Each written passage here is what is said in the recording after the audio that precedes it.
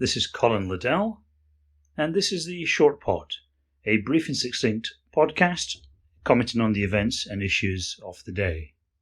And today it is the 30th of May, 2024. In the UK, the general election campaign is well underway, and Labour are still well in front.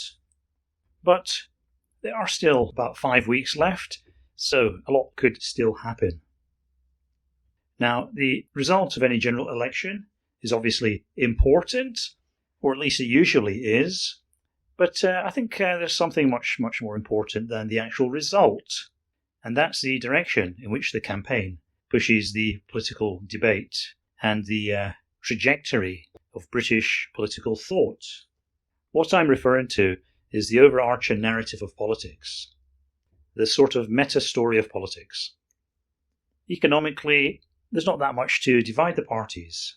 They seem to agree on most points. They agree upon high taxation. They agree upon a mixed economy. They agree upon government stimulus of the economy, Keynesianism. They agree on an inflated and bloated welfare state, etc., etc., etc. The one issue where they seem to diverge is on immigration. The reason for that is probably because the Conservative Party have an open flank on the right, which can be assailed and attacked by Reform UK. Reform UK can also take votes from Labour, but Labour have a lot more to lose by defending themselves against Reform UK's attack. For example, they could alienate a lot of their ethnic voters. So it's mainly the Tories who can be whipped along by Reform UK's attacks, leading to this divergence between the two main electoral options. From the nationalist perspective, the best result is probably a slim Conservative majority with a strong showing by Reform UK. But what we're talking about is the much larger kind of learning curve that the UK is on with regard to its political awareness. Now, when it comes to immigration, things tend to be framed in a very simplistic way, either total globalism, mass immigration, multiculturalism, blah, blah, blah, or close the borders, deport them all. So there's these two extremes. And both of them are quite unrealistic. Both of them are obviously absurd if you take a few more logical steps along the paths outlined. And what we're talking about is a much more complex, nuanced, and ambiguous kind of question. The UK, let's be honest, is a very immigrationy country. I've written about this before.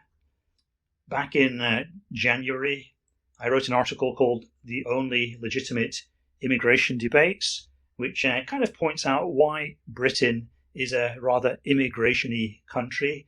Economically, politically, geopolitically, it's tied into all sorts of things that ensure that it can't really isolate itself from the world and put up the immigration shutters. So immigration is definitely going to happen for all those various economic and political reasons.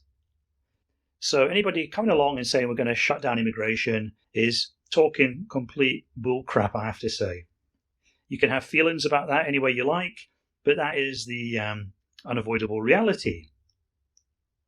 Now, the point I want to make is that even though the UK is a very immigration-y country, it's actually very bad at immigration.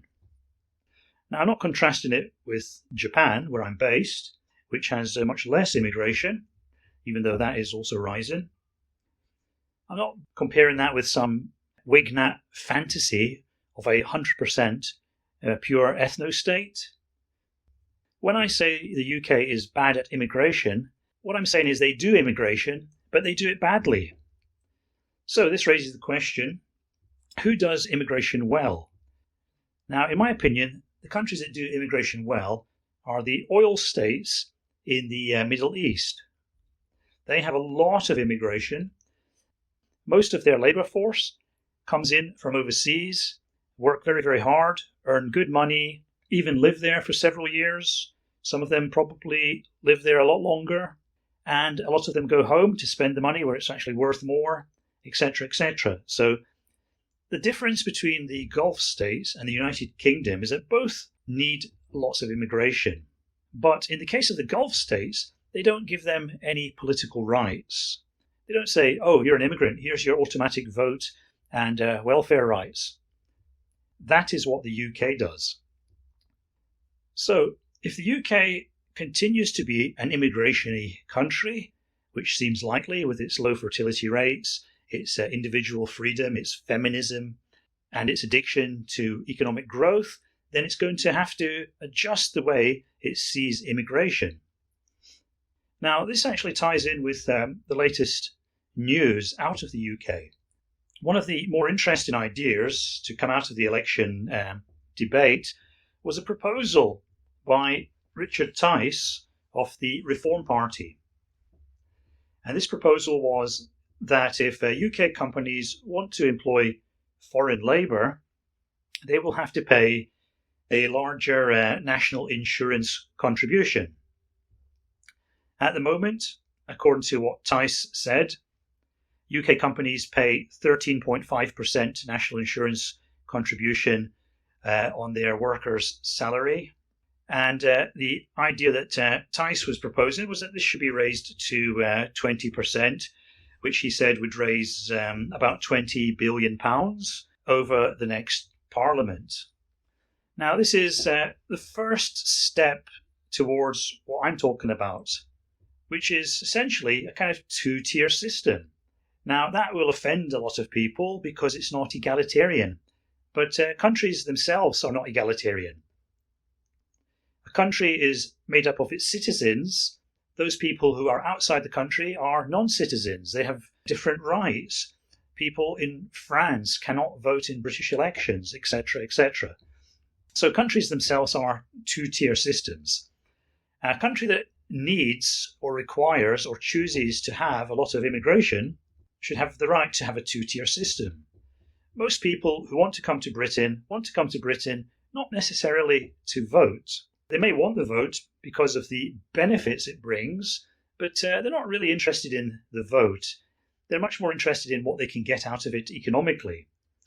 They want to come to Britain because maybe Britain has superior education, maybe Britain has higher paid jobs, or maybe Britain has cushier welfare.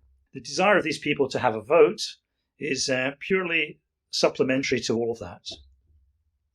So, I think that the long-term learning curve that a reluctant immigration-y country like Britain is on is towards a kind of two-tier society where immigrants are welcomed, where immigrants work hard, where immigrants make good money, but where immigrants don't have all the rights and powers of British citizens.